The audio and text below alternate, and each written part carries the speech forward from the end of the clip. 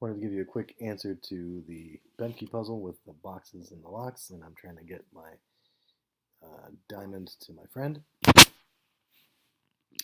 So it's not maybe as crazy as you might imagine.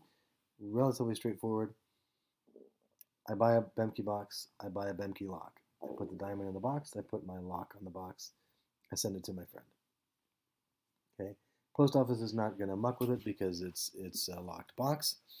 Now at this point, there are two important things to remember about the setup. One is that Bemke products are widely available throughout the country. And in particular, I need my friend now to go buy a second lock. Okay. The other thing that's important to remember is that boxes can accommodate multiple locks. So my friend will simply put his lock on the box, sort of next to my lock, as it were. He sends it back to me.